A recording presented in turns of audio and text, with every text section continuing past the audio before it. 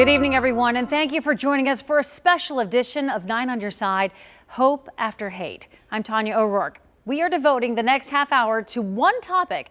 It's not an easy one to watch. It is about hatred and bigotry and murder and ultimately hope. It's also about the past, but also about what's happening in our world today. Hagit Limor was our longtime I-Team reporter from 1994 to 2012.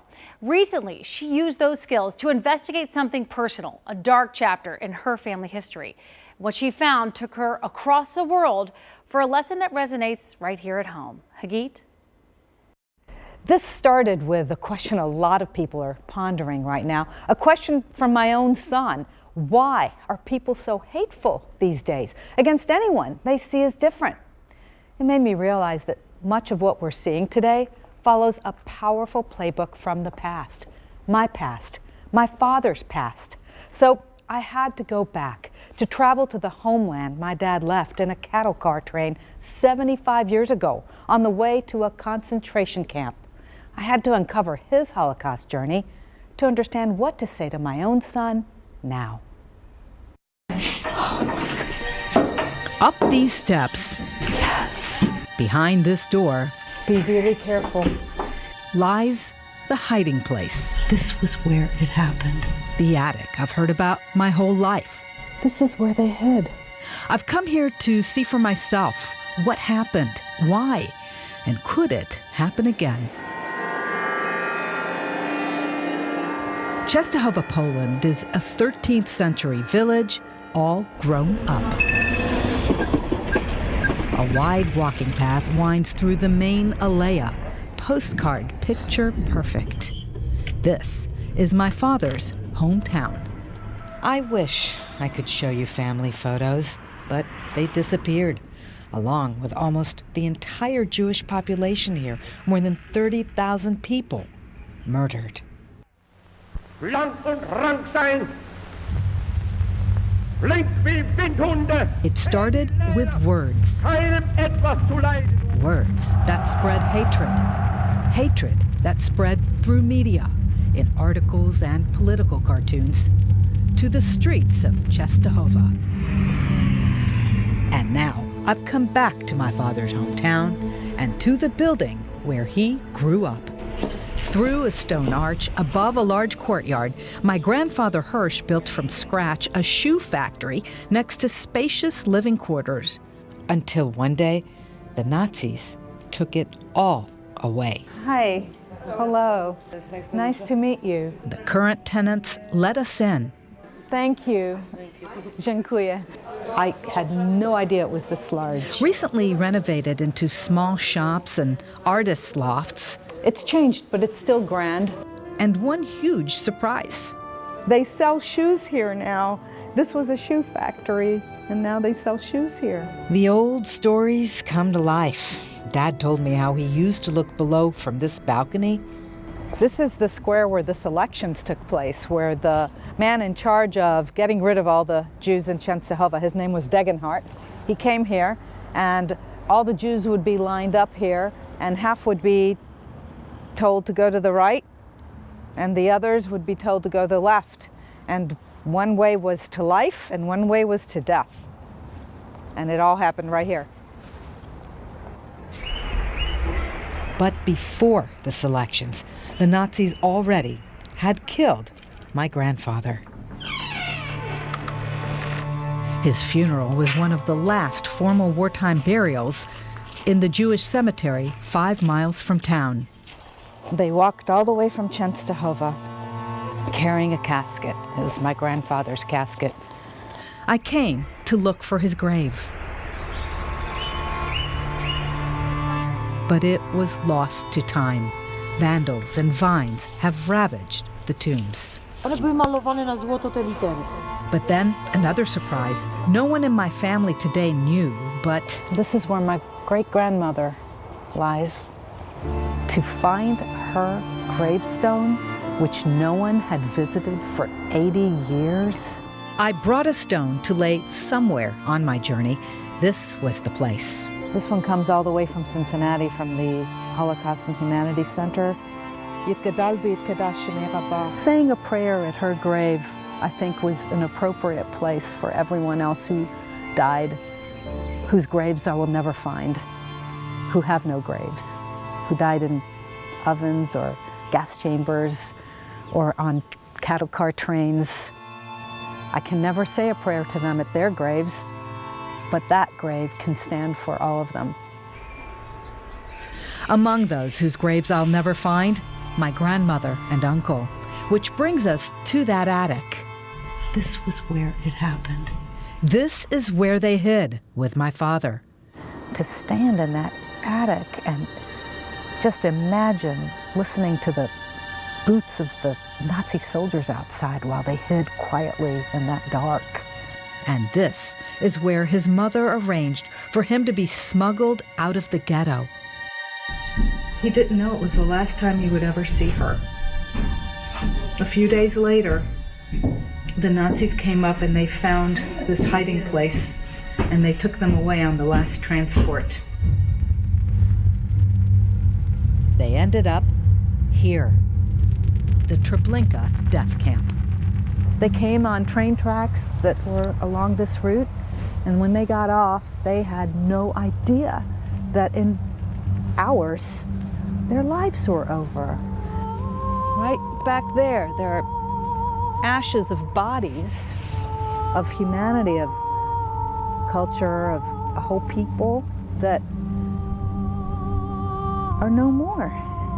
It's beyond comprehension. Today, the gas chambers and ovens are gone, replaced by thousands of stones marking the victims' hometowns. It was a way to say goodbye to my grandmother I never met. But even in death, she had saved my father's life. Now 11, Dad hid in a series of spaces in the small ghetto. It was a horrible place, and there's no food. They hid in attics or underneath floorboards. Until the final liquidation of the Jewish ghetto. On this square, my father lost the lottery of the last selection with a group of other children. They were marked for death. They were about to get on a truck and go to the cemetery and be shot. And a Nazi saved their lives. He had children Dad's age. He took this group of kids to a factory called Hasag, where the last surviving Jews of Czestochowa lived and worked as slaves. They worked 7 days a week, 12 hours a day, cleaning and refurbishing armaments for the Nazis in this building. Here, my father slowly starved for the next 18 months. Harsh as it was, there's a story I heard my whole life I just had to see. One of Dad's jobs was to care for the campmeister's flock of geese. And he was allowed to walk outside of what was the gates to a stream. And he would lie down on the grass and look up at the sky, the blue sky, and imagine that he was free. I want to see the spot where that happened. If the stream is still there, it is. It's there. Oh my gosh. I just could feel him sitting there looking at that sky, lying back in the grass and thinking, oh, this is what it's like to be free. And then I called halfway round the world. It was a moment I had to share with my dad. Oh, Abba, I love you so much. I'm so proud of you, so proud of what you survived. I am so glad to have you. I love you. I love you. Walking freely where he was a slave, I rounded the corner to see the train tracks where Nazis loaded Dad on a cattle car train bound for Germany 1 day before Russian troops liberated this camp. He would spend the next 9 months in the worst place yet. This was the last leg of the journey, last leg of the Holocaust journey here at Buchenwald. He stepped out here to snarling dogs and armed Nazi guards. He was 13 and alone. I walk the same road now as he did then. And finally, around the corner, there's the famous gate I've seen only in photos. He said he looked up, and the words were, "To each what he deserves," and he was wondering what he had done to deserve any of this. It's a massive place, still, even with the barracks destroyed. But don't let that enormity dwarf the lesson here. It's one thing for people to study history and to be places, but it's another to know a person was here. A person got off the train here, and a person walked through that gate and experienced that horror. It wasn't just an anonymous sea of people. It was one human being. Behind this barbed wire fence, my father spent 9 months under the watchtowers, 9 months of starvation and sickness, most of it in a building on this very footprint. This is where it all ended. He was here when the American army approached, and he knew he was liberated, he was free, he had survived. Decades later, his daughter finally understands perseverance in the face of adversity. Unfortunately, this is a theme of humanity that periodically we come into times when hatred seems to win the day, but it can't. We can't allow that. We have to fight it wherever it is. So to me, this is a journey to get my son's generation to stand up and fight. You can fight too. I followed in my father's footsteps so that I could pass on the lessons of this sad legacy, to turn hate into hope, to empower generations today and tomorrow. And that is why I'm working on an educational project based on my father's story to fight bigotry wherever you find it right now. Monique's legacy is an immersive audience experience that uses projections and virtual reality. I hope to get it into schools and community groups so that if they want to talk about these issues, they have a way to do it. And you can find out a whole lot more about this on a special page that is on WCPO.com, Hope After Hate. It is extraordinary what we just witnessed, what you got to experience, but you're not going to do this alone, right? Absolutely not. There's so many people, so many wonderful partners working on this, like the Nancy and David Wolf Holocaust and Humanity Center at Union Terminal and the University of Cincinnati, CCM Harmony Fund, and of course we're hoping that some of the people watching right now will join us. All right, so we're going to have more on that, plus some UC students getting in on the act a little later on, but still to come. There were more than 200 people in my father's family at the beginning of the Holocaust. Maybe 5 survived. The killing field Hagit found and the story of what happened there. You're watching Hope After Hate. Thank you, honey.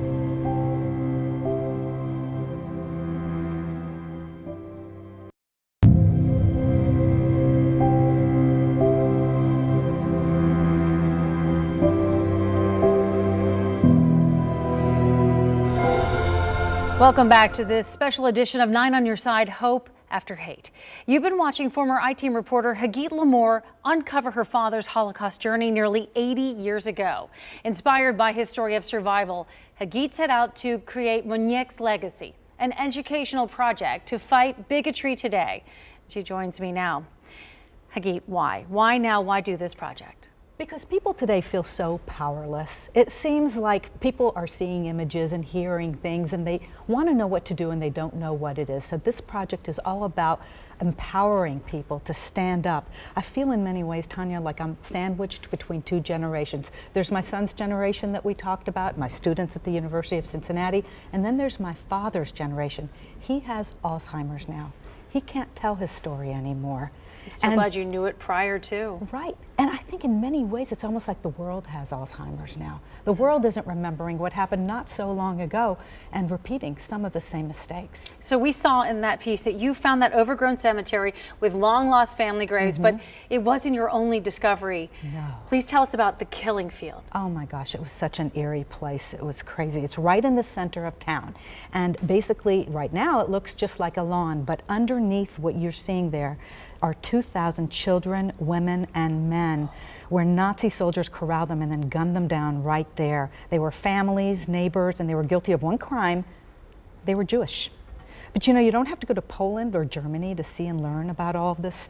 The new Holocaust and Humanity Museum at Union Terminal, it is world class. It's amazing, it's interactive, and just like this project, it is not just about history, it's about the present, and it's about what each of us can do to fight bigotry today. I would recommend anyone, if you have kids or if you're an adult, it doesn't matter, you should go and see this museum. It helps you to find where you want to act. It's not just about anti-Semitism. Well, that's what I was going to ask you. This is not just about anti-Semitism, it's about the world, it's about people. Right, because unfortunately we see so many groups right now that are targeted, and so people may want to act against bigotry of all kinds. That's what both this project and that museum are about.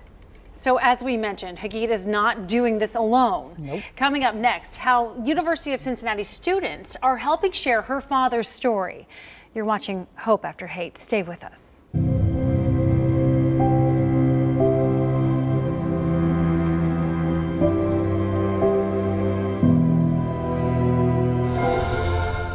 Welcome back, everyone, to Hope After Hate. Hagit and I are now joined by John Harrison, the founder of the University of Cincinnati College Conservatory of Music's Harmony Fund. That program supports artistic works that fight hate and prejudice through the performing arts. John, thanks so much for being with us.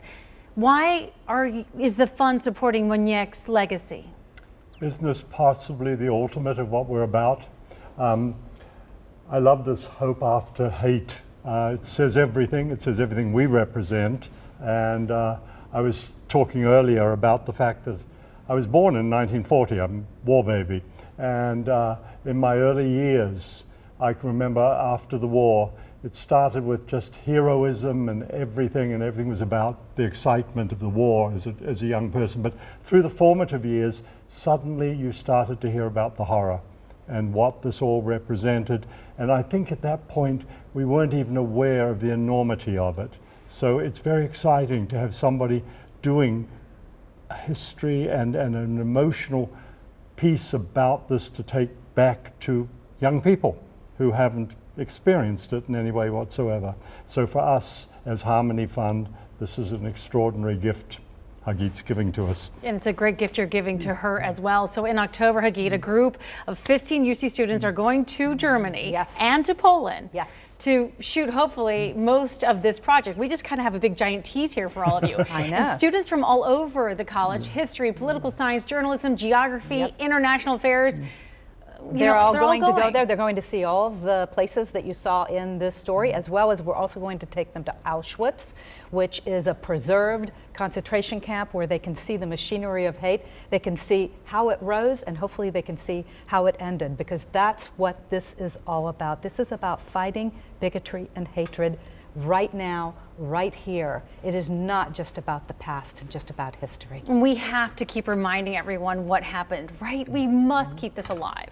And it's something that I think a lot of people are looking for right now. As I said earlier, people are feeling like they want to do something. This is going to be a vehicle to get into schools. This project will ultimately end up helping teachers who want to talk about this, teach this to their students. It will help community groups who want to talk about these topics. The project itself is going to be immersive. You'll be inside the places you saw. You'll be at the square where the selections are taking place. You'll feel like you're right in it. That's what this project is going to do. It's a big project, and there's no one better to do it than you. Thank you. Thank you so much, everyone, for being part of this. And we thank all of you for joining us for this very special edition of 9 on Your Side. We want you to know that you can watch our streaming coverage of this program on Roku, on Amazon Fire TV, and on Apple TV. We'll also put a shorter version up on our website. Of course, that's WCPO.com. Hope After Hate. Keep talking about it. Keep having that hope. Good night, everyone.